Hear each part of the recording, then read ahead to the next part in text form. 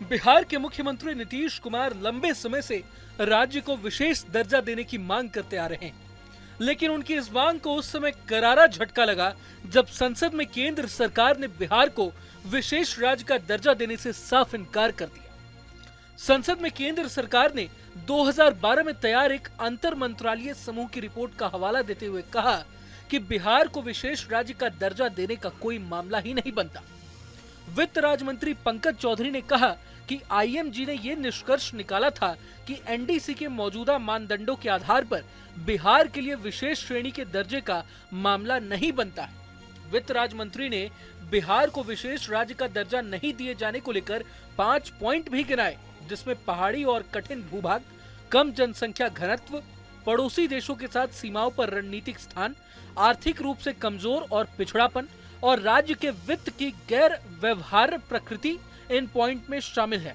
लेकिन अब सवाल ये उठता है कि अब जब जेडीयू की मांग को केंद्र सरकार ने ठुकरा दिया है, तो नीतीश कुमार का अगला कदम क्या होगा? क्या नीतीश कोई दूसरा ऑप्शन तलाशेंगे? सबसे बड़ा सवाल तो ये कि कहीं नीतीश कुमार केंद्र सरकार से अपना समर्थन वापस तो नहीं ले लेंगे।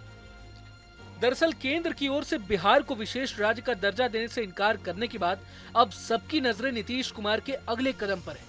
इस मुद्दे को लेकर सियासी गलियारों में कई तरह की अटकलें भी तेज हो गईं। चर्चा है कि विशेष राज्य का दर्जा न मिलने की सूरत में नीतीश कुमार विशेष पैकेज की मांग उठा सकते हैं।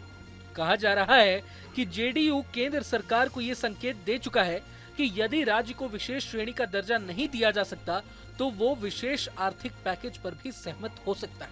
नहीं, ऐसा है कि सेंट्रल जवाब ये आया है कि साहब अभी जो प्रावधान है स्पेशल कैटेगरी स्टेटस के वो लागू नहीं होता है, बिहार उसमें फिट नहीं होता है, इसलिए हम ये नहीं दे सकते।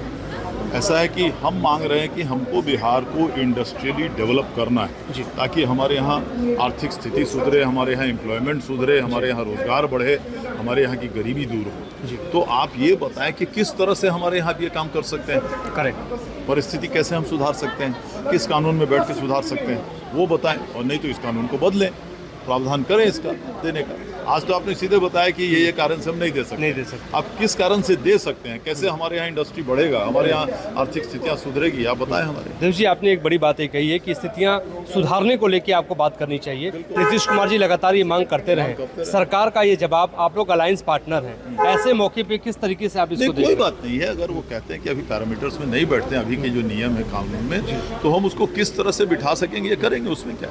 अभी भी सरकार के साथ हैं? बिल्कुल सरकार के साथ है, रहेंगे और उनसे लेके रहेंगे हम बिहार के लिए। Thank you so much sir. बता दें कि बिहार को विशेष राज्य का दर्जा देने की मांग काफी पुरानी है। साल 2000 में जब बिहार से अलग करके झारखंड बना था, तब से ये मांग चलती आ रही है। इसके पीछे तर्क ये दिया जाता है कि जब बिहार का बंटवारा हुआ उस समय 90% उद्योग और धंधे झारखंड को दे दिए गए और बिहार के हिस्से में खेती और बाढ़ वाले क्षेत्र आ गए, जिस वजह से राज्य की आर्थिक स्थिति पर बड़ा असर पड़ा। इसी को लेकर ये मांग लगातार उठती रही है। हालांकि अब नीतीश की मांग पूरी नहीं होने पर आरजेडी इस मसले को जोर शोर से उठा रही है। यही नहीं, आरजेडी ने इस मुद्दे को बिहारी अस्मिता से भी जोड़ दिया है। खुद आरजेडी अध्यक्ष लालू यादव का पूरे मसले पर क्या कहना है, सुनिए। नीतीश कुमार ने कहा था कि दिलाएंगे, इस्तीफा करें दे राज्य का दर्जा लेकर रहेंगे हम। सरकार ने लोकसभा में लिखित में कहा है कि मौजूदा प्रावधान में संभव नहीं है कि विशेष राज्य का दर्जा दिया जाए। बिल्कुल देना पड़ेगा। लालू जी, जिस तरीके से एनडीए की सरकार बनी है, बहुमत बीजेपी के पास नहीं, आप लगातार बोलते रहे कि कभी भी सरकार गिर सकती है। प्रधानमंत्री कह रहे हैं कि विपक्ष बोलने नहीं दे रहा है हम लोगों को। प्रधानमंत्री ने आज कहा है कि विपक्ष बोलने नहीं दिया, पिछली बार बोलने नहीं दिया तो पहले वाला समझ लिए हैं। विपक्ष इस बार बहुत मजबूत है, इस बार नहीं चलेगा। आप लोग मजबूती से एक साथ है उसमें। हाँ। अब यहाँ सवाल ये कि क्या सच में नीतीश केंद्र सरकार को गिरा देंगे? मौजूदा लोकसभा की बात करें तो एनडीए सरकार में नीतीश कुमार किंग मेकर की भूमिका में। एनडीए के 294 सांसदों में नीतीश की पार्टी के 12 सांसद शामिल हैं। हालांकि नीतीश के अकेले पीछे हटने से सरकार नहीं गिर सकती, क्योंकि 294 में से 12 सांसदों को माइनस करने पर भी एनडीए के पास बहुमत से 10 सीटें ज्यादा रहेंगी।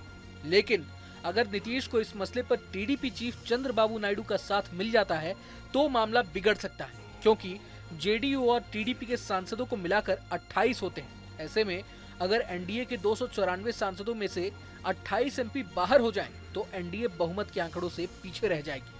हालांकि आने वाले समय में क्या होगा ये तो वक्त ही बताएगा। बहरहाल, अगर आपको ये वीडियो पसंद आए तो लाइक करें और चैनल को सब्सक्राइब करें। वहीं तमाम बड़ी खबरों के लिए देखते रहें न्यूज नेशन। न्यूज नेशन अब व्हाट्सएप पर खबरों के ताजा अपडेट के लिए न्यूज नेशन के इस QR कोड को स्कैन करें।